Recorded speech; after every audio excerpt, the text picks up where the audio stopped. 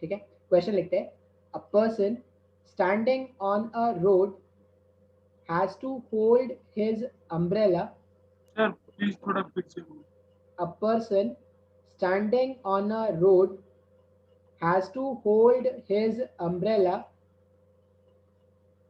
at 60 degree with the vertical. A person standing on a road has to hold his umbrella at 60 degree with the vertical to keep the rain away. A At person 60 degree with vertical. with the vertical to keep the rain away. A person standing on a road has to hold his umbrella at 60 degree with the vertical to keep the rain away. Full stop. He throws the umbrella. पागल हो गया इंसान. He throws the umbrella and starts running at 20 meter per second.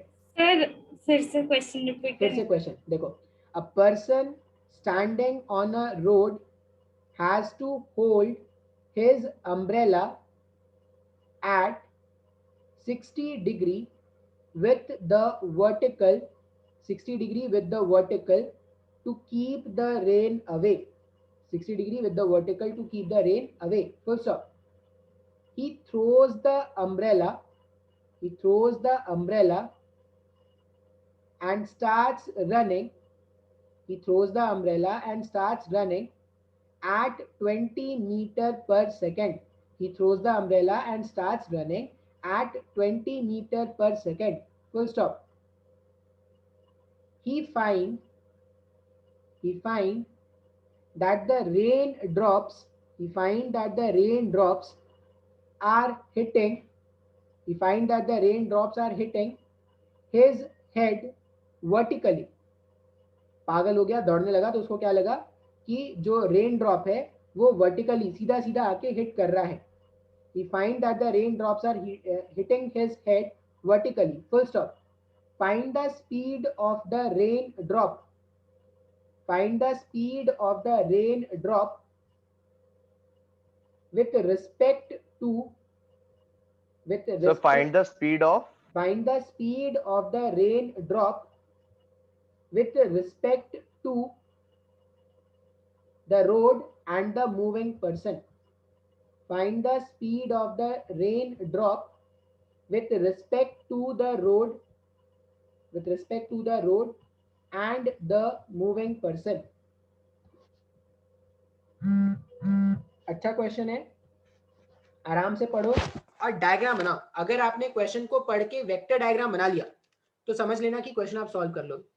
अगर आपने vector diagram नहीं बना sir पाए, easy है सर, मैं कर लूंगा सर. हाँ ठीक है चलो करो, एक देखते हैं.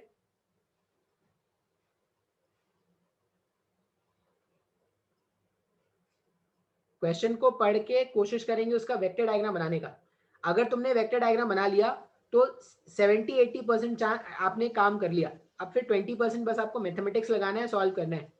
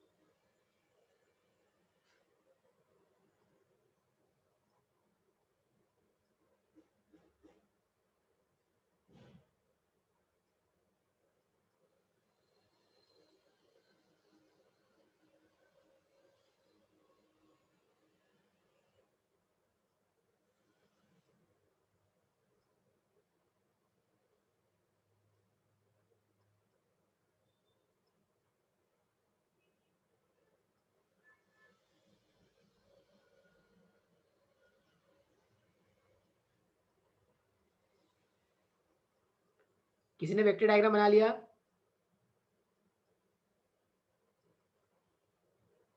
हाँ सर. आंसर बताओ फिर. Yes sir. आंसर एक बताएंगे। मिनट, हाँ sir.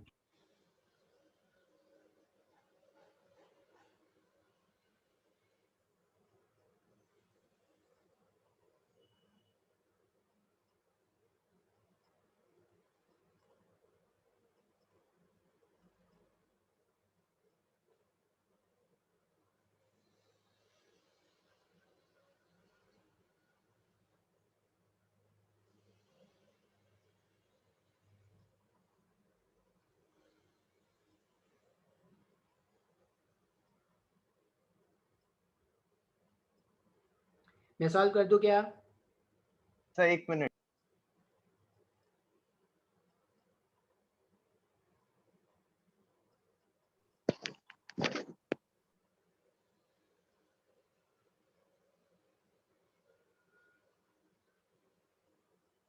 The speed of raindrop with respect to road is 23.1 meter per second. एक मिनट, रुको रुको रुको। Speed of the rain with respect to road, road के रिस्पेक्ट मतलब उसका एक्चुअल स्पीड वो कितना आ रहा है? 23.1 meter per second. 23.1। Yes, sir. Actual is 23.1, 40/√2 लिखा है इन्होंने। सर हाँ 40/√3 को मैं 23.1 लिखी हूँ। हाँ ठीक है ठीक है ठीक है, 40/√2 पहला आंसर, ठीक है, वेरी नाइस। और एक और आंसर मेरा 40/√3 आ रहा है। देखिए, सर 40/√3 तो आ रहा है। 40/√3 नहीं है, 40/√2 लिखा है इन्होंने। सर कैसे सर √3 आ रहा है? नो 40/√3. सर √3 तो आ रहा है। एक आंसर है 20/√3 और एक आंसर है 40/√2। पता नहीं 40/√2। सेकंड वाला आंसर है 20/√3. Yes, sir, 20/√3 आ रहा है। अच्छा और ठीक एक है ना, जो भी है 40/√3 है, चेक कर into लेंगे 2 हम कर लोग, देंगे। चेक कर लेंगे हम लोग। सर आंसर क्या दिया हुआ है बुक में? आंसर बताया तो, एक 20/√3 दे रखा है एक, और एक दे रखा है 40/√3।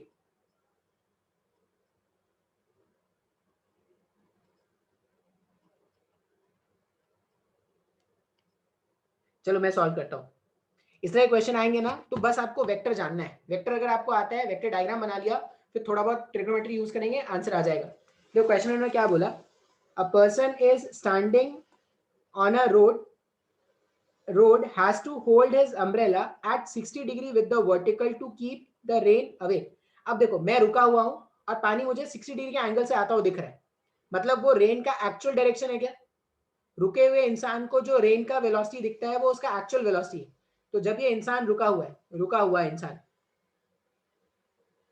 फॉर दिस रुका हुआ इंसान the rain is coming at 60 degree, the rain is coming at an angle 60 degree from the vertical. ऐसा मान लेते हैं कि रेन जो है वो वर्टिकल से 60 डिग्री पे आ रहा है। अब बोलोगे सर वर्टिकल से 60 डिग्री तो ऐसे, ये अगर ये वर्टिकल है तो वर्टिकल से 60 डिग्री तो इधर भी हो सकता है, वर्टिकल से 60 डिग्री तो इधर भी हो सकता है, तो कौन सा ले? तो मैं दोनों ले लेता हूँ, मेरे को नहीं पता कि कौन सा है, मैं ये भी मान लेता हूँ और ये भी मान लेता हूँ, मैं चेक कर लूंगा कि कौन सा सही बैठ रहा है। तो जब ये इंसान स्टेशनरी था एट रेस्ट, तो इसको पानी कैसे आता दिखा? इसको पानी ऐसा आता दिखा या ऐसा आता दिखा? वर्टिकल से 60 डिग्री पे आता हुआ दिखा। तो मैंने वर्टिकल से 60 इधर भी मान लिया अभी और इधर भी मान लिया। मैं देख लूंगा कि कौन सा आंसर सही हो रहा है। अब देखो जो रुके हुए इंसान को जो दिखता है वो ग्राउंड का एक्चुअल वेलोसिटी होता है, मतलब ये इन्होंने वीआर वेक्टर का डायरेक्शन बताया है। तो या तो वीआर वेक्टर ऐसा है या ये वीआर वेक्टर है। यहां तक किसी कोई डाउट है तो बोलो, किसी को कोई भी डाउट यहां तक? किसी को कोई डाउट यहां तक? नहीं सर। 34 पार्टिसिपेंट्स हैं इंक्लूडिंग मी, तो सिर्फ मैं ही बोल रहा हूँ, बाकी लोग नहीं बोल रहे। मैं बोल रहा हूँ। ओके ठीक है, चलो चलो, कुछ लोगों ने बोला, कुछ लोग तरस खाते हैं अपने टीचर पे कि नहीं अब बेचारा अकेले ही क्या बोलता रहेगा, अपन भी कुछ बोल देते हैं, तरस खा के कुछ लोग रिप्लाई करते हैं। बाकी लोग तो एकदम मतलब ही नहीं है, ये इसका काम है पढ़ाना, ही आएगा पढ़ाएगा जाएगा, पैसे दिए भाई इसको बोलने के लिए, ये बोल रहा है पैसे दिए इसको। नो सर, नहीं ऐसा नहीं है। No sir. ओके चलो देखते हैं। अब सेकंड वाला सिनेरियो इन्होंने क्या बोला, he throws the umbrella and starts running at 20 meter पर सेकंड। अब ये इंसान पागल हो गया, ये क्या किया इसने, अपने जो इसने अम्ब्रेला होल्ड किया था उसको इसने फेंक दिया और ये पागलों की तरह दौड़ना स्टार्ट कर रहा है। अच्छा अब कहाँ पे दौड़ रहा है ये तो नहीं पता, तो इधर भी दौड़ सकता है सर, इधर भी दौड़ सकता है। तो मोस्ट ऑफ द टाइम हम क्या करते हैं ना, हम ऐसा मान लेते हैं कि इंसान जो उधर ही दौड़ रहा है, इधर वेस्ट की तरफ। तो ये जो इंसान है वो क्या कर रहा है, वो इधर दौड़ना स्टार्ट कर रहा है। कितने स्पीड से दौड़ा इस इंसान ने? ये जो इंसान है वो भागना स्टार्ट करेगा with a speed of 20 meter per second, 20 meter per second के स्पीड से इसने भागना स्टार्ट किया। अब उसको क्या लगा? सर वीएम है, वो वीएम है ना, ये 20 वीएम मीटर है, पर बिल्कुल बिल्कुल। ये इंसान का जो वेलोसिटी है वो वीएम वेक्टर है, उसका मैग्नीट्यूड उन्होंने दे दिया। He find that the rain drops are hitting his head vertically. अब उसको दौड़ते हुए इंसान को जो रेन का स्पीड दिखता है वो क्या होता है, वीआर या VRM? Sir VRM. VRM. VRM. दौड़ते हुए इंसान को जो दिखता है वो वीआरएम, रुके हुए इंसान को जो दिखता है वो वीआर।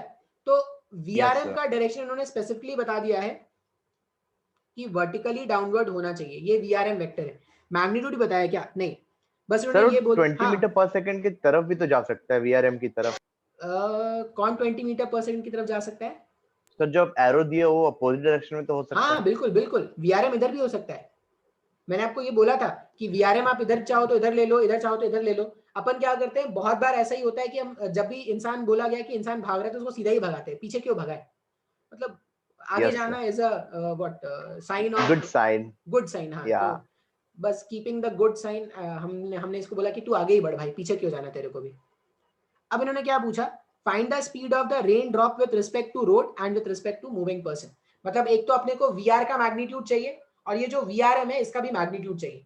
अब हम क्या जानते हैं, हम ये जानते हैं वेक्टर में हमने ये सीखा है, ये जो वीआरएम वेक्टर है वो VR V vector R plus V और वीएम वेक्टर का माइनस, माइनस ऐसा रिजल्टेंट है, ये हमने पढ़ा है। तो हाँ, sir. अगर ये वीएम वेक्टर है तो माइनस ऑफ वीएम वेक्टर क्या किधर होना चाहिए? माइनस ऑफ वीएम वेक्टर तो इधर होना चाहिए सर। मैं वेक्टर डायग्राम अलग से बना दूं, अगर ये माइनस ऑफ वीएम वेक्टर है मेरे पास, माइनस ऑफ वीएम वेक्टर। अब और क्या है, वीआरएम वेक्टर का डायरेक्शन फिक्स है, वर्टिकली डाउनवर्ड, ऐसे। ये वीआरएम वेक्टर था वर्टिकली डाउनवर्ड। अब माइनस ऑफ वीएम वेक्टर इधर है और अगर मैं वीआर वेक्टर इधर ले लूं, मान लो मैं वीआर वेक्टर ऐसा बना दूं, तो कभी भी इस वीआर वेक्टर और माइनस वीएम वेक्टर का रिजल्टेंट वीआरएम वेक्टर इधर हो पाएगा क्या? जैसे मान लो मैं ये मान लेता हूं कि ये जो डायरेक्शन मैंने सोचा है वो सही है, मान लेते हैं। तो अगर ये डायरेक्शन सही मैंने सोचा होता तो मैं वीआर वेक्टर को ऐसा बना दिया होता क्या मैंने? अब अगर ये वीआर वेक्टर है तो तुम देखो VR vector and minus of VM vector का जो रिजल्टेंट है वो वीआरएम है। अगर ये वीआर वेक्टर है और ये माइनस ऑफ वीएम वेक्टर है तो इन दोनों का रिजल्टेंट तो यहां कहीं पर होना चाहिए, बीच में कहीं हो सकता है क्या ऐसा? ये हो सकता था क्या? नहीं सर, पॉसिबल नहीं है बाकी लोगों को नहीं समझ में आ रहा है।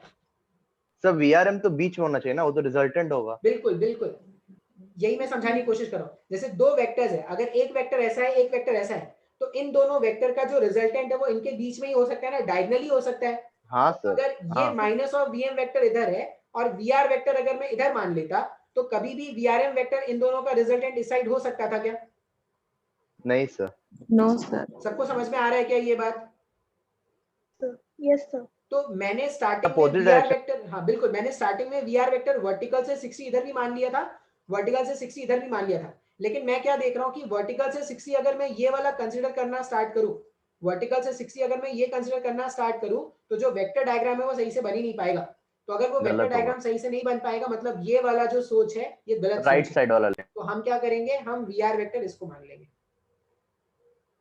यस अब हो सर। सकता है, अब अगर ये वीआर वेक्टर इधर है, ये वीआर वेक्टर है, ये माइनस वीएम वेक्टर उधर है, तो जो रिजल्टेंट है वीआरएम वेक्टर को इधर हो सकता है। यहां तक किसी को कोई डाउट? कुछ भी डाउट किसी नहीं को? सर, सर नीचे होगा वीएम, नीचे वीएम होगा। नीचे होगा वीएम मतलब? सर मैं मतलब वो ट्रायंगल लॉ अच्छा से किया। ये ट्रायंगल, हाँ बिल्कुल भी कर सकते हैं। तो देखो अभी देखो, ये वीआर वेक्टर को अगर मैं चाहूँ तो थोड़ा और एक्सटेंड करा दूं। अब ये मेरे पास ऐसा डायग्राम है, ठीक है। अब मुझे और क्या पूछा है, मुझे इनका मैग्नीट्यूड जानना है। मेरे पास कोई एंगल भी था, ये एंगल 60 डिग्री का है क्या? ये एंगल 60 डिग्री है ना? Yes, sir. अच्छा हाँ ये सर। जो वेक्टर है माइनस वीएम वेक्टर, इसको पैरेलल में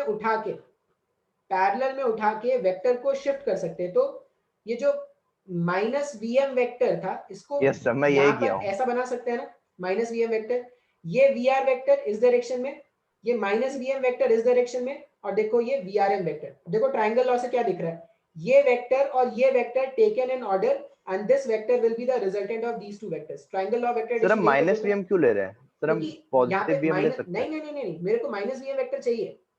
ये VRM वेक्टर को आप क्या Yes, लिखते हो? yes, VR sir. Vector minus VM vector, ऐसा लिखते हो ना? दिख रहा हाँ है क्या sir. साफ साफ यहाँ से? सर नहीं आ रहा है Yes, समझ sir. में? सर आ गया जो भी Yes, जो भी sir. कंफ्यूजन होगा ना बस इसी में होगा। ये सब आप कर लोगे, जो भी कंफ्यूजन है बस ये वेक्टर डायग्राम में ही होगा। तो अगर कुछ भी लग रहा है कि सर मेरे को ये स्टेप नहीं समझ में आया, वो स्टेप नहीं समझ में आया, सर दोबारा बता दो, तिबारा बता दो, 112 बता दो, सर 112 बता दो, तो जितने बार 12 बोलोगे उतने 12 बता दूंगा। बताना है क्या फिर से? नहीं सर. कुछ नहीं बोलते सब, पता नहीं यहाँ पे तुम No, लोग क्या sir. सर नहीं बैठ सर. के लंच कर रहे हो क्या वहां पे? अभी वीडियो ऑन करके सब खाए जा रहे हैं मजे से, चिकन और चावल सर दबा यहाँ के पे नो जो सर। VRM वेक्टर है वो हाँ? रिजल्टेंट, हाँ वो वाला। हाँ तो फिर रिजल्टेंट इसको जब हम यहाँ पे ले आए तो फिर वो वाला रिजल्टेंट बन गया। नहीं नहीं नहीं नहीं नहीं, देखो ट्रायंगल लॉ क्या बोलता है कि दो वेक्टर्स टेकन इन ऑर्डर, तो जो ट्रायंगल के दो साइड टेकन इन ऑर्डर्स, जो ट्रायंगल का तीसरा साइड होता है वो पहले दो का रिजल्टेंट हो जाता है क्या? Yes sir. तो अगर ये वेक्टर और ये वेक्टर का रिजल्टेंट ये VRM वेक्टर है, तो देखो ट्रायंगल लॉ से भी दिख रहा है। और यही तो इक्वेशन है ना, VRM वेक्टर जो है वो VR हाँ वेक्टर सर, हाँ. माइनस VM वेक्टर होना चाहिए। Yes sir. सबको समझ में आ रहा है? Yes, sir. अच्छा, और ये एंगल 90 डिग्री है ना, ये जो एंगल है वो 90 डिग्री है। Yes. Yes, sir. तो मेरे पास एक राइट एंगल ट्रायंगल है, मेरे पास एक राइट एंगल ट्रायंगल है, यहां से यहां ये जो हाइपोटेनस है, हाइपोटेनस का लेंथ कितना है? VR, इसका मैग्नीट्यूड क्या है? VR, यहां से यहां का मैग्नीट्यूड कितना है? VM, और यहां से यहां का मैग्नीट्यूड कितना है? VRM। ये 90 है, ये 60 है, और मुझे किसी एक का मैग्नीट्यूड पता था, किसका? VM का मैग्नीट्यूड VM पता का था। 20 तो था. VM का मैग्नीट्यूड अगर पता है, मैं sin 60 का वैल्यू लिखता हूँ। sin 60, अगर आप sin 60 लिखोगे तो sin 60 इस ट्रायंगल के अकॉर्डिंग क्या हो जाएगा? VM डिवाइडेड बाय VR हो सकता है ना? Yes, sir. sin 60 का वैल्यू क्या होता है?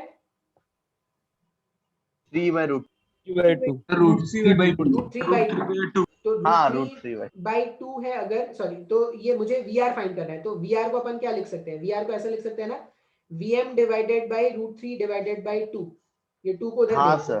तो 2 into VM, VM कितना गिवन था? 20 गिवन था ना, तो VR का वैल्यू आ रहा है 40√3। आया क्या समझ में? Yes, sir. सर आया ही नहीं सर समझ में? ये नहीं समझ में आएगी sir. समझ में आ गया ना? Yes, sir. Excuse me, sir. हाँ बोलो। सब वापस समझा देंगे। वापस समझाने के, देखो आप ये डायग्राम समझ में आ गया वर्षा आपको? Vector diagram. Yes, sir. Okay, अब ये वेक्टर डायग्राम को मैंने ना मैग्नीट्यूड में रख दिया, मैग्नीट्यूड में रख दिया। क्यों? क्योंकि यहां से यहाँ जो VR वेक्टर है, इसका मतलब यहां से यहाँ का लेंथ जो होता है वो VR होता, मतलब यहां से यहाँ का लेंथ है VR, यहाँ से यहाँ ये VRM वेक्टर है, मतलब यहाँ से यहाँ का जो लेंथ होगा वो VRM वेक्टर का मैग्नीट्यूड होगा, और यहाँ से यहाँ जो लेंथ होगा वो क्या हो जाएगा? VM वेक्टर का मैग्नीट्यूड है। तो मेरे पास एक ट्राइंगल बन के आ गया इस तरह से।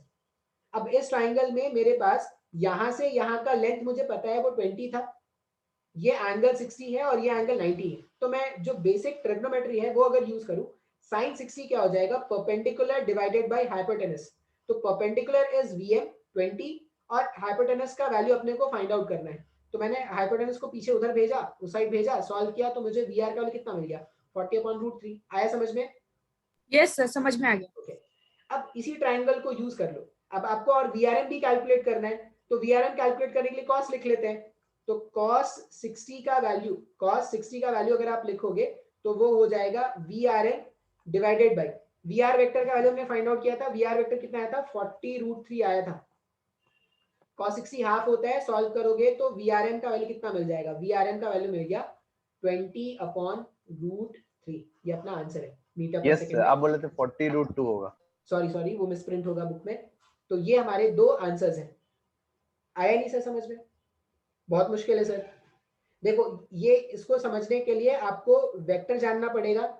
ये प्योर वेक्टर का एप्लीकेशन है। कहने को हम इसको रिलेटिव वेलोसिटी में पढ़ाते हैं, लेकिन ये प्योर वेक्टर एप्लीकेशन है। अगर आपने वेक्टर डायग्राम सही से बना लिया तो आप सॉल्व कर हाँ लोगे। सर, हाँ सर. सर मैं वही किया सर, ट्रायंगल लॉ से कर दिया. बिल्कुल, वेक्टर का तो यूज तो बस इतना ही था कि VRM वेक्टर को हमने क्या लिखा? VRM वेक्टर को अपन ने सर मैं VR बस ये साइन वाला नहीं समझा, ये कौन सा माइनस साइन? VM. सर ये मैं पॉजिटिव VM लेके कर दिया. अरे नहीं, पॉजिटिव मैग्नीट्यूड तो पॉजिटिव ही होता है ना। हाँ सर। माइनस वीएम का मैग्नीट्यूड लो या वीएम का मैग्नीट्यूड लो, जो मैग्नीट्यूड है वो तो पॉजिटिव ही होगा। ये माइनस क्या बता रहा है कि मैन इधर भाग रहा था, लेकिन मैंने माइनस वीएम का एडिशन किया है वीआर वेक्टर के साथ। वीआर वेक्टर के साथ माइनस वीएम का एडिशन करोगे तब जाके वीआरएम वेक्टर मिलेगा। आया समझ में? हाँ सर। अब देखो, रेन मैन प्रॉब्लम प्रैक्टिस करना पड़ेगा, नहीं प्रैक्टिस करोगे तो नहीं बना पाओगे इसके क्वेश्चन। तो सबको वो असाइनमेंट, जिस किसी को मैंने बोला था ग्रुप में असाइनमेंट डालने को, उसने डाल दिया ग्रुप में असाइनमेंट? ग्रुप में सेंड कर दिया ना? Yes sir.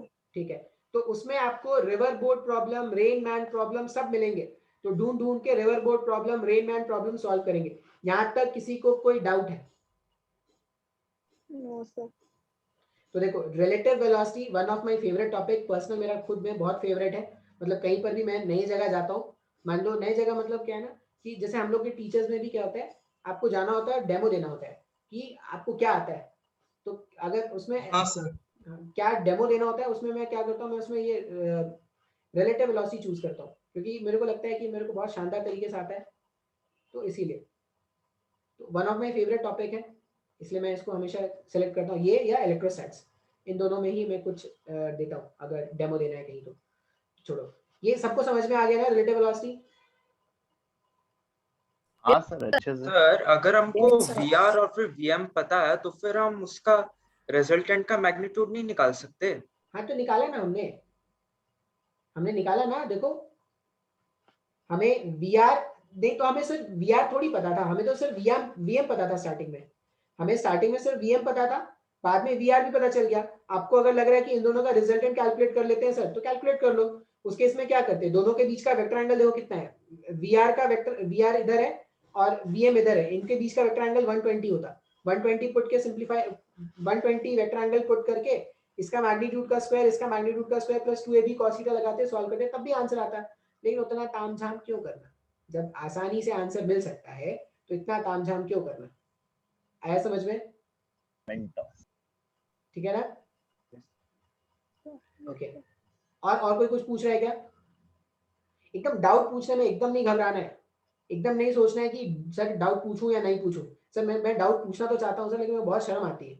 तो शन को रखेंगे घर में, नहीं घर में ही है अभी तो, शन को जहां पर भी रखेंगे, लेकिन डाउट पूछेंगे, डाउट क्लैरिफाई कराना बहुत जरूरी है। आगे बढ़े, ये सबको समझ में आ गया? सर वो वेरिएबल एक्सेलरेशन, वो अभी वेलोसिटी करते वाला। हैं, अभी करते हैं, हाँ सर। वेरिएबल एक्सेलरेशन भी करते हैं, देखते हैं कितना हो पाता है। तो हो जाएगा। ठीक है ना? देखो, अभी नेक्स्ट जो टॉपिक है वो होता है वेरिएबल एक्सेलरेशन।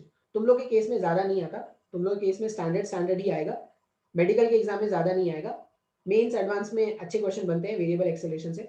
अब वेरिएबल एक्सेलरेशन का क्या मतलब है, तुम याद करो, हमने जब ये सारे फॉर्मूलाज याद किए थे ना, v is equal to u plus a t, s is equal to u t plus half a t square, v square is equal to u square plus 2as, s nth is equal to u plus a by two, 2n-1। ये सारे formulas जब मैंने बताए थे, तो मैंने तुमको बोला था कि एक कंडीशन याद रखना, ये सारे फॉर्मूलाज तभी वैलिड है जब आपका जब कांस्टेंट एक्सेलरेशन पार्टिकल का एक्सेलरेशन कांस्टेंट है। अगर पार्टिकल का एक्सेलरेशन कांस्टेंट नहीं है, तो आप इस तरह के फॉर्मूला अगर आप यूज करने बैठोगे तो आप गलत कर दोगे, गलत हो जाएगा। तो अब एग्जाम में ऐसे बहुत सारे सिनेरियो होंगे, हमारे जीवन में ही ऐसे बहुत सारे सिनेरियो हैं जब पार्टिकल का एक्सेलरेशन इज नॉट कांस्टेंट।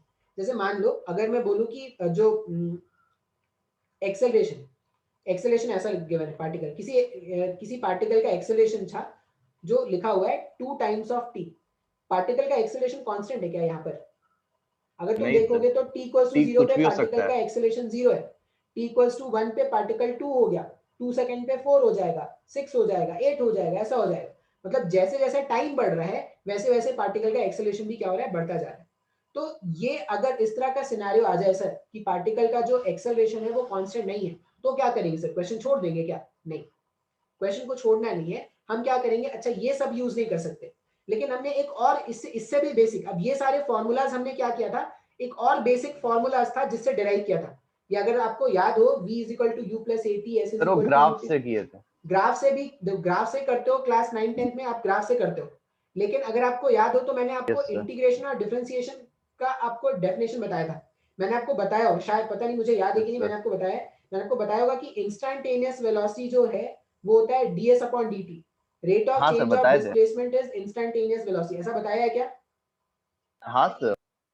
फिर मैंने और क्या बताया होगा कि इंस्टेंटेनियस एक्सेलरेशन, कभी भी पार्टिकल का एक्सेलरेशन अगर आपको जानना है तो आप पार्टिकल का एक्सेलरेशन क्या लिख दोगे, dv अपॉन dt। dt।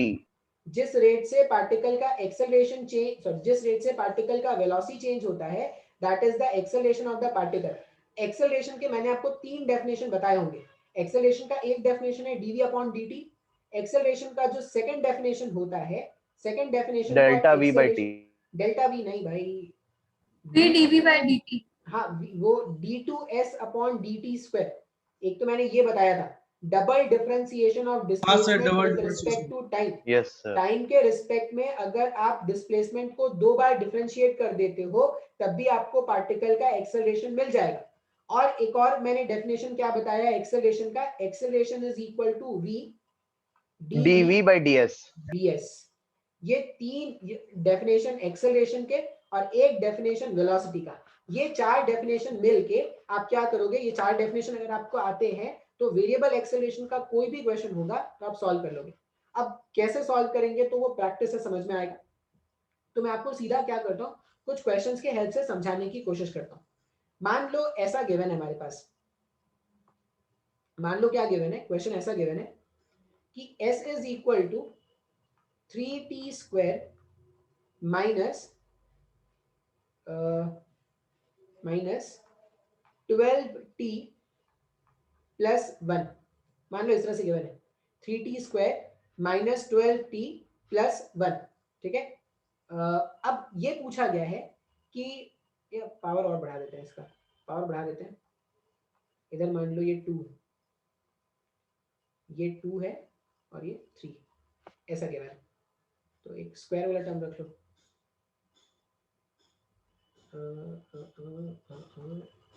थोड़ा चेंज करना पड़ेगा। चेंज इसलिए करना पड़ेगा क्योंकि अच्छा वैल्यू नहीं आएगा, पता नहीं मैं चेंज कर रहा हूँ अच्छा मिले या नहीं मिले। ये क्या हो गया, इसको ऐसा करते हैं 2t cube minus 6t square plus plus कुछ भी ले लो, प्लस 2t माइनस 4, ठीक है, इस तरह से गिवन है। अब s और t में एक रिलेशन गिवन है, s और t में रिलेशन गिवन है और क्या उन्होंने बोल दिया कि किसी भी पार्टिकल का अगर डिस्प्लेसमेंट और टाइम का रिलेशन इस तरह से गिवन है।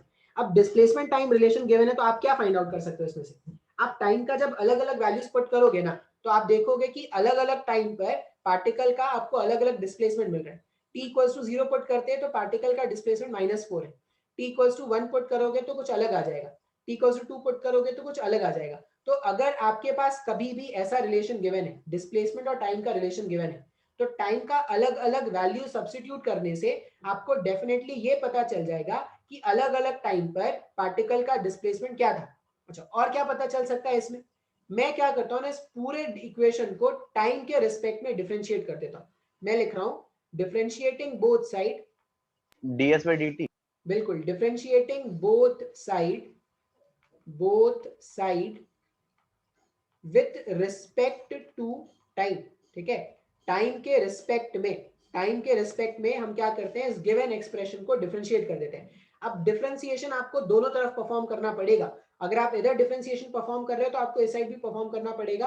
अगर आप दोनों साइड नहीं परफॉर्म करते तो ये हो गया कि आपने एक को तो सोने चांदी से भर दिया और दूसरे को गरीब बना दिया, ऐसा नहीं कर सकते। हम अच्छे लोग हैं, sir 60 square minus 12t plus 2। अच्छा जो भी है हम देखते हैं, हम अच्छे लोग हैं, हमें क्या करना है, जो आप इसको जैसा मैथमेटिकल फंक्शन आप इसके साथ करोगे वैसे ही इसके साथ भी करना, क्योंकि नेचर में सिमेट्री होनी बहुत जरूरी है, नहीं तो बहुत दिक्कत हो जाएगी।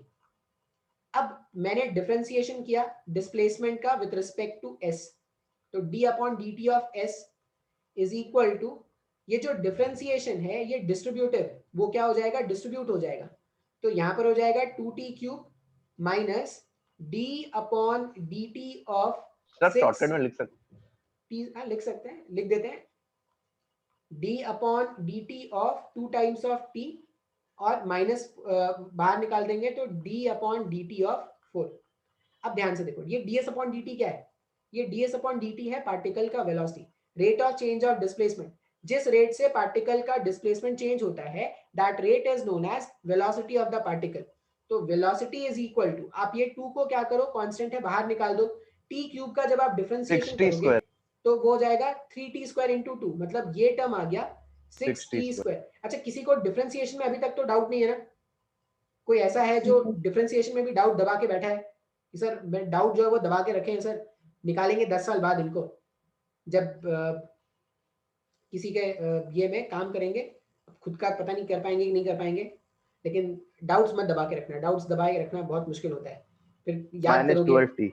याद करोगे शायद उस जमाने में सर से डाउट क्लियर करा लिया होता तो आज मेरी भी शादी हो गई होती, ऐसा याद करोगे तो फिर 3 इडियट का डायलॉग है थोड़ा थोड़ा। अच्छा, थोड़ा थोड़ा 3 इडियट्स है, नहीं तो 3 इडियट्स लड़कियों के लिए ऐसा होगा कि शायद सर ने उस समय इंटीग्रेशन से सर का डाउट पूछ लिया होता तो आज शादी नहीं हो रही होती, आज बैठ के कहीं पे जॉब कर रही होती।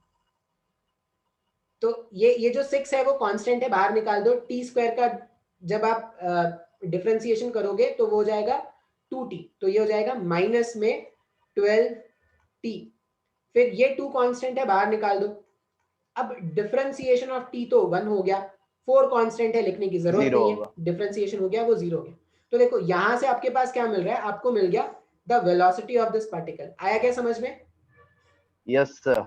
Yes sir. तो मैंने क्या किया, अगर कभी भी, ये याद रखने वाली बात है, क्या याद रखने वाली बात है, अपने को क्या याद रखना है कि s और t में रिलेशन गिवन है। अगर s और t में रिलेशन गिवन है और अपने को v और t में रिलेशन चाहिए, डिस्प्लेसमेंट टाइम में रिलेशन अगर गिवन है और वेलोसिटी टाइम में रिलेशन चाहिए, तो हमें क्या करना पड़ेगा, डिफरेंशिएशन करना पड़ेगा विद रिस्पेक्ट टू टाइम। अब नेक्स्ट स्टेप देखो, यहाँ पे वेलोसिटी और टाइम का रिलेशन गिवन है, मैं फिर से डिफरेंशिएशन कर देता हूँ। बोलो सर क्या मिल रहा है डिफरेंशिएशन करके आपको बार बार? तो एक बार करके देख इस बार एक्सेलरेशन मिल जाएगा, इस बार एक्सेलरेशन मिल जाएगा। फिर से मैंने लिख दिया differentiating both side, differentiating both side, दोनों तरफ अपने को वापस से क्या करना है, डिफरेंशिएशन कर देना है। तो यहाँ पर लिख देते हैं d upon dt of v 12t minus 12 is equal to, देख लेते हैं, d अपॉन dt ऑफ ये पूरा भारी सा term 6t square minus 12t plus 2, solve करके देख लेते हैं। d upon dt of velocity, velocity का जो डिफरेंशिएशन है, जब आप वेलोसिटी का डिफरेंशिएशन करोगे तो ये सॉल्व करने पर आ जाएगा पार्टिकल का एक्सेलरेशन। तो आपको मिल रहा है rate of change of velocity, acceleration होता है, तो मैंने यहाँ पे dv अपॉन dt के प्लेस में लिख दिया acceleration is equal to 6t square का डिफरेंशिएशन हो गया 12t माइनस 12, लिख सकते हैं क्या ऐसा? हाँ या ना? Yes sir. अच्छा, तो अभी देखो मेरे पास क्या क्या रिलेशन आ गया। अब मैं यहां से ये भी बोल सकता हूं कि अगर मुझे कभी भी वेलोसिटी और टाइम का रिलेशन गिवन है और मुझे यहां से एक्सेलरेशन टाइम का रिलेशन जानना है, तो फिर से मुझे क्या करना पड़ेगा, डिफरेंशिएशन करना पड़ेगा। डिस्प्लेसमेंट टाइम रिलेशन को वेलोसिटी टाइम रिलेशन में कन्वर्ट करना है तब भी डिफरेंशिएशन, और वेलोसिटी टाइम रिलेशन को एक्सेलरेशन टाइम रिलेशन में कन्वर्ट करना है तब भी डिफरेंशिएशन। तो मैंने इस तरह से डिफरेंशिएशन किया और मुझे वैल्यू मिल गया। अब पता है किसी जमाने में ना ऐसे ही क्वेश्चन आया था, क्या क्वेश्चन आया था, मान लो मैं, क्वेश्चन का जो एक्सप्रेशन होगा वो अलग हो सकता है, लेकिन जो क्वेश्चन का फॉर्मेट है वो ऐसा ही था। क्वेश्चन का फॉर्मेट क्या है, ऐसा लिखा है कि if s is equal to 2t cube minus 6t square, if s is equal to 2t cube minus 6t square plus 2t minus 4, then find the velocity of the particle, find the velocity of the particle when acceleration of the particle is 0, when acceleration of the particle is 0। ऐसा question exam में आया था। अब same expression होगा मैं नहीं बोल सकता, लेकिन क्वेश्चन का पैटर्न यही था कि उन्होंने कुछ s और t में रिलेशन दे दिया और उन्होंने ये बोला कि आप पार्टिकल, t है 1 सेकंड, देखते हैं, आप पार्टिकल का वेलोसिटी बताओ जब पार्टिकल का एक्सेलरेशन 0 है। अब आपने देखा होगा कि मैंने पार्टिकल का एक्सेलरेशन फाइंड आउट किया था, पार्टिकल -4 मीटर पर सेकंड आंसर है।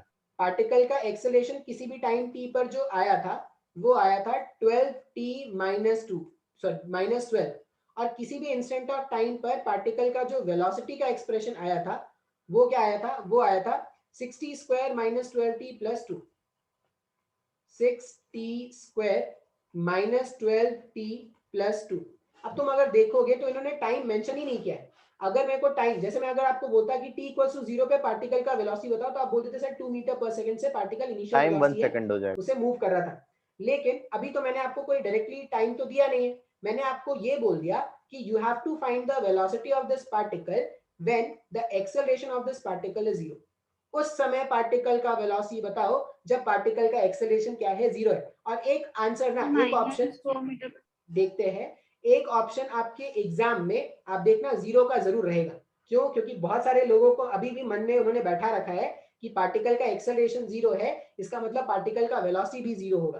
तो इस तरह का अगर किसी ने मिसकंसेप्शन अपने दिमाग में बैठा रखा है तो वो क्या करेंगे, अपने ऊपर गंगा जल छिड़केंगे, और गंगा जल नहीं, गंगा पानी, हाँ, गंगा बेइज्जती हो पानी, जाएगी गंगा जल तो फिर वो दिक्कत हो जाएगा। गंगा जल तो उन्होंने गंगा जल में सर, एसिड फिर मिला आ दिया। जाएंगे आरएसएस वाले सर। हाँ वही तो, आरएसएस वाले आ जाएंगे भाई। सपोर्ट नहीं करना है किसी का, किसी का भक्त नहीं बनना कभी भी, चाहे वो कोई भी हो। तो a is equal to 12t minus 12 and v is equal to 60 square minus 12t plus 2। अब इन्होंने डायरेक्टली आपसे नहीं पूछा कि कब वेलोसिटी बताना है, लेकिन उन्होंने इनडायरेक्टली पूछा है कि जब एक्सेलरेशन 0 है ना तब पार्टिकल का क्या वेलोसिटी वो बताओ। तो अब कैसे पता चलेगा कि एक्सेलरेशन 0 है? तो ये अलग अलग टाइम पर पार्टिकल का सब्स्टिट्यूट कर क्या देंगे। क्या एक्सेलरेशन होगा ये मेरे को पता है, तो मैं एक्सेलरेशन को 0 रख देता हूँ। 0 is equal to 12t minus 12। इसको जब आप सॉल्व करोगे तो टाइम का वैल्यू आपको मिल T1 जाएगा 1 सेकेंड। मतलब ये वो टाइम है जब पार्टिकल का एक्सेलरेशन क्या है, 0 है। इस टाइम पर पार्टिकल के पास कितना वेलोसिटी है वो जानना है, तो आप क्या कर दो, टाइम को प्लेस कर दो t is equal to 1 second. Time को प्लेस करो t is equal to 1 second, तो ये हो जाएगा -4 6 मीटर पर सेकंड। माइनस 12 प्लस 12 प्लस 2, तो 6 प्लस 2 इज 8, 8 माइनस 12 इज 4, तो minus 4 metre per second square का वेलोसिटी। आया समझ में? आया समझ में? हाँ यस सबको समझ Yes, में sir. आया? तो यही है वेरिएबल वेलोसिटी। हाँ मतलब ऐसे ही क्वेश्चन होंगे जिसमें वेलोसिटी वेरिएबल एक्सेलरेशन, जिसमें हाँ एक्सेलरेशन वेरिएबल होगा। कुछ भी ऐसा लग रहा है सर ये स्टेप नहीं समझ में आया, वो स्टेप नहीं समझ में आया, तो पूछ लो। सर, इंटीग्रेशन टाइप वाला कोई क्वेश्चन आएगा हाँ मैं क्या? कराता हूँ, रुक जाओ, मैं कराऊंगा अभी, सारे टाइप वाले क्वेश्चन कराऊंगा, एकदम टेंशन नहीं लेना है। किसी को कोई डाउट है क्या यहाँ पे? नहीं। नहीं सर। नहीं सर. अब मान लो सर, ऐसा वेलोसिटी इज मीटर पर सेकंड, नो? अब हाँ। मीटर पर सेकंड स्क्वायर लिख दिया। ओए sorry sorry sorry sorry, very much sorry. Next देखो, मान लो नेक्स्ट क्वेश्चन कैसा है। नेक्स्ट क्वेश्चन में ये बोल दिया गया कि पार्टिकल का जो एक्सेलरेशन है वो है 2t माइनस 1। ठीक है, पार्टिकल एक्सेलरेशन एक तो 2t है और उसमें फिर माइनस 1 है, तो the acceleration of the particle as a function of time it is given to be 2t minus 1। ये बोला गया है कि if the initial velocity of this particle, if the initial velocity of this particle is 10 meter per second, if the initial velocity of the particle is 10 meter per second, then find the velocity after, find the velocity after 3 second। कोशिश करेंगे क्या? Particle का acceleration as a function of time दे रखा है और ये भी बता दिया कि पार्टिकल का जो इनिशियल वेलोसिटी है, इनिशियल वेलोसिटी पार्टिकल का कितना है, 10 मीटर पर सेकंड का है। तो अगर पार्टिकल का इनिशियल वेलोसिटी 10 मीटर पर सेकंड का है तो what will be its velocity after 3 second? Sir, acceleration दिया हुआ नहीं। एक्सेलरेशन दिया है ना, ये तो acceleration is equal to 2t minus 1। Okay sir. इतना टूटा हुआ एक्सेलरेशन है इसलिए शायद आपको लग रहा है कि एक्सेलरेशन नहीं गिवन है।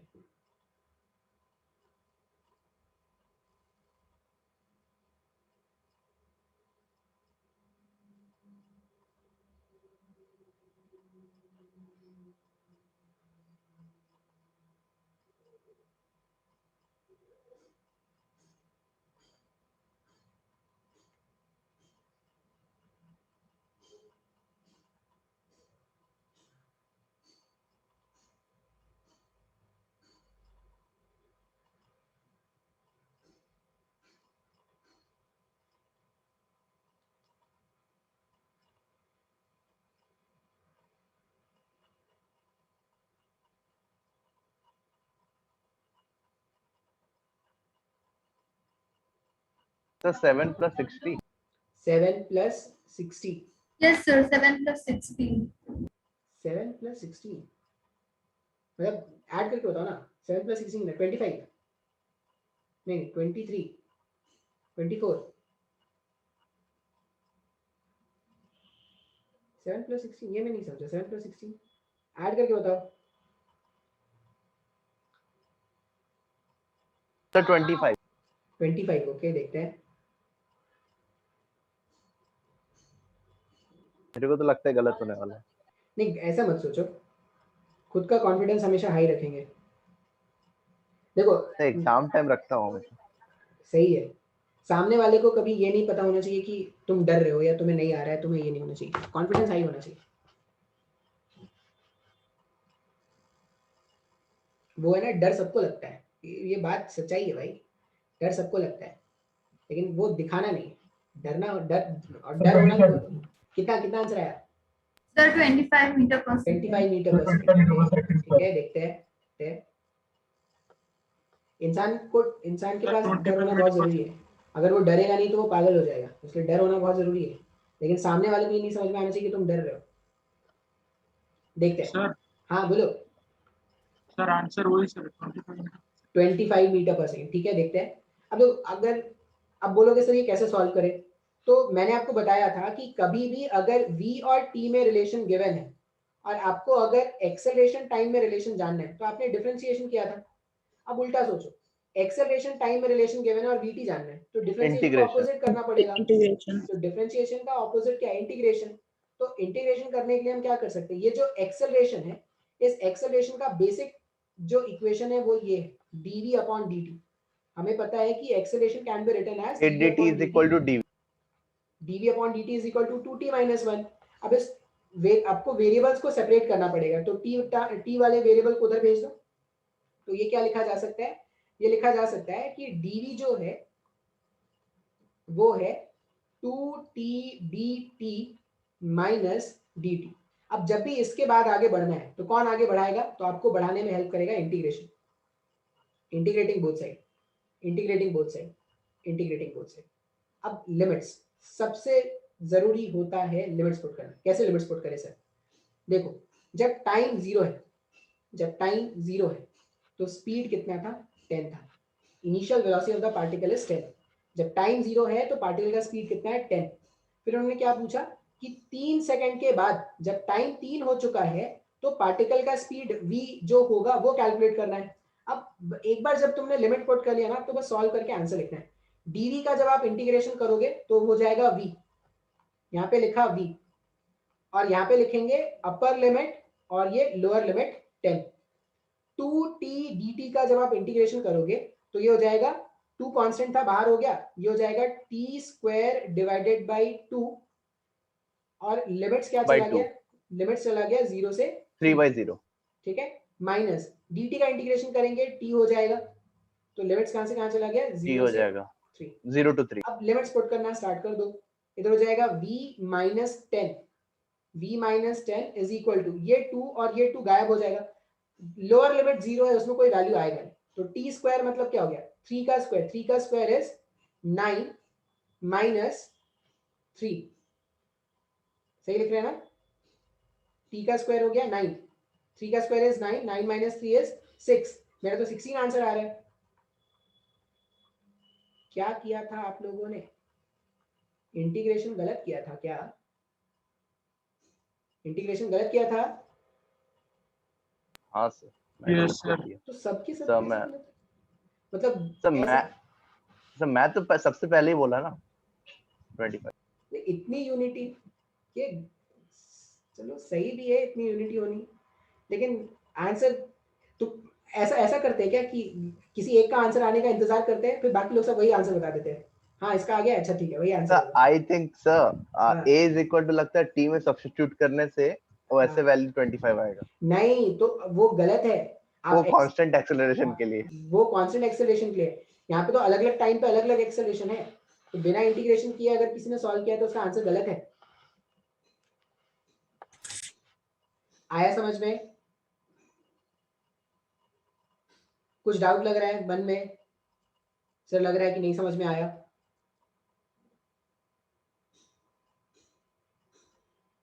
कुछ भी, कोई भी स्टेप में डाउट है, कोई कैलकुलेशन में डाउट है, फॉर्मूले में डाउट है, बताने के तरीके में डाउट है, किसी को मेरे में डाउट है, सर मेरे को आप में ही डाउट है सर। सर इसको v is equal to u plus 80 करके नहीं कर नहीं सकते? नहीं नहीं नहीं, एक्सेलरेशन वेरिएबल है, कभी ऐसा मत करना मैडम, ये स्वर्ग में तो जगह मिलेगी नहीं, नरक वाले ही भगा देंगे, कभी ऐसा मत कर देना। v is equal to u plus 80 तब यूज करते हैं जब एक्सेलरेशन कांस्टेंट है, यहाँ पर एक्सेलरेशन इज वेरिएबल।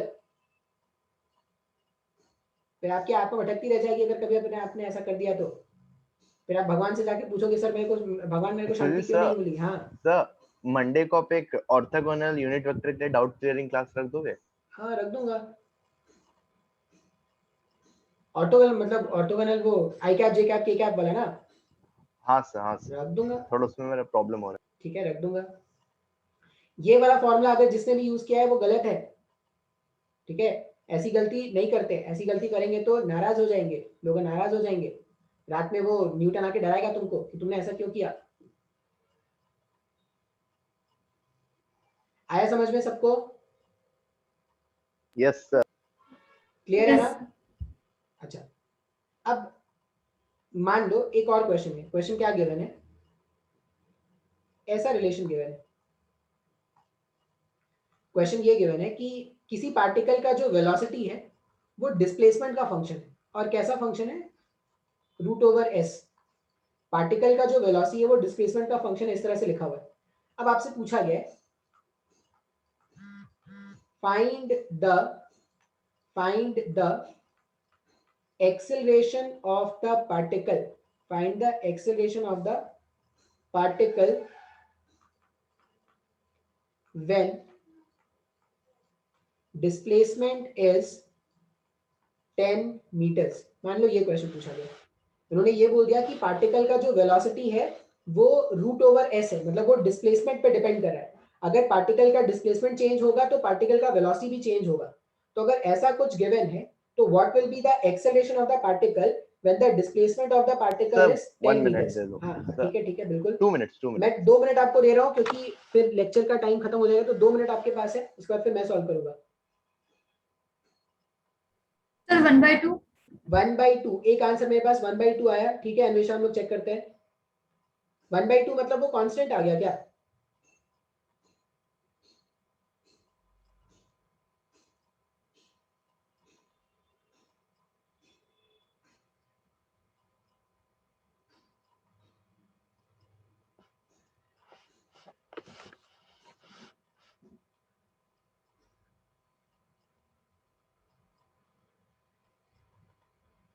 हाँ सर वो कांस्टेंट आ गया। कांस्टेंट है, ठीक है देखते हैं।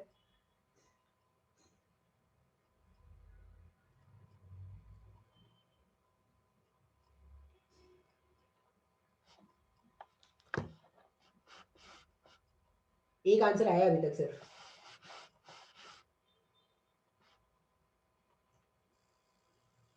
इतना मुश्किल नहीं है।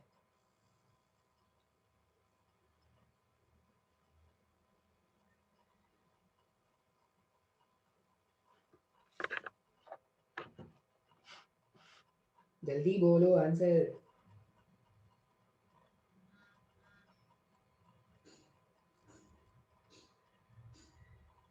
सर बस ये लगेगा क्या a is equal to vdv by ds वाला हाँ फॉर्मूला? देखो ट्राई करके देखो,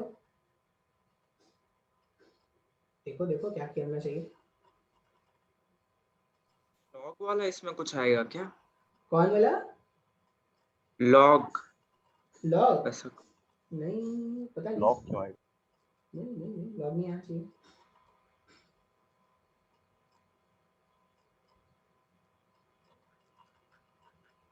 सर 1 मिनट सर, हो गया।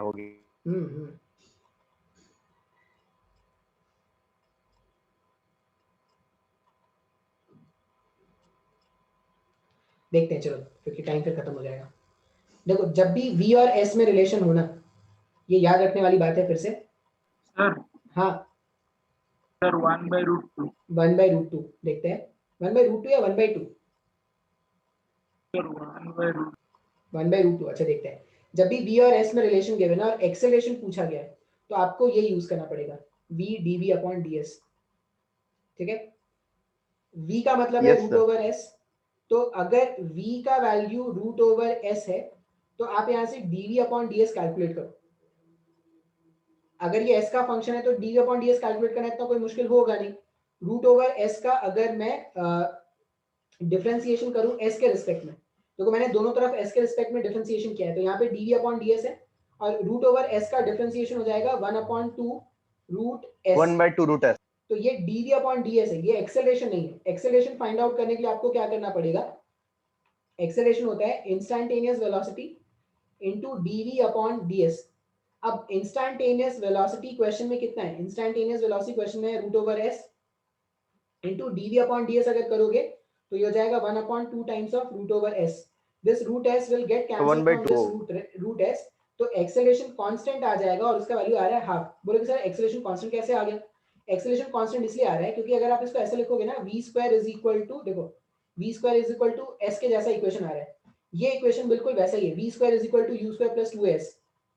मान लो ये अगर आप देखोगे तो ये रिलेशन बिल्कुल वैसा ही है ना, v square is equal to u square plus 2s। अगर ये u स्क्वायर 0 होता, 2 into a का वैल्यू अगर 1 हो जाता तो ये v स्क्वायर और s का रिलेशन है ना, हाँ या ना, नहीं आया समझ में? हाँ सर। Yes, समझ में sir. आया? अभी कुछ और सर भी एक लास्ट क्वेश्चन, क्वेश्चन दो ना। लास्ट क्वेश्चन देने का मैं दे दूंगा लेकिन मैं सॉल्व नहीं करूंगा। Okay sir. क्वेश्चन ले लो, क्वेश्चन कैसा है, मान लो ऐसा लिखा हुआ है कि acceleration is equal to, acceleration कितना ले लेते हैं कुछ s/2 plus 3। if acceleration is equal to s/2 plus 3, find the velocity of the particle, find the velocity of the particle, find the velocity of the particle when displacement is 10 meter, given the initial velocity, given the initial velocity was 0। Try करके देखना, acceleration को v dv upon ds से replace करना, देखना अगर कुछ काम का बन जाए। s/2 plus 3 कॉम्प्लिकेटेड नहीं होना चाहिए, बस अगर कॉम्प्लिकेटेड हो इसको हटा दो, प्लस 3 को हटा दो, सिर्फ ऐसा लिखा हुआ है acceleration is equal to s/2। Try करके देखना, ठीक है। नेक्स्ट क्लास में देखते हैं इसके बारे में, बन जाए तो अच्छी बात है, नहीं तो नेक्स्ट क्लास में अपन इसी स्टार्ट कर लेंगे। पीडीएफ वो ग्रुप में भेज देना। हाँ मैं भेज दूंगा, अभी मैं लेक्चर से फ्री हो जाऊँ उसके बाद भेजता हूँ। चलो एंड करो, ठीक है। Thank you sir. Thank you, sir. Thank you, sir. Thank you, you, sir. Thank you, thank you, thank you, Thank you, sir. Thank you, sir. Thank you.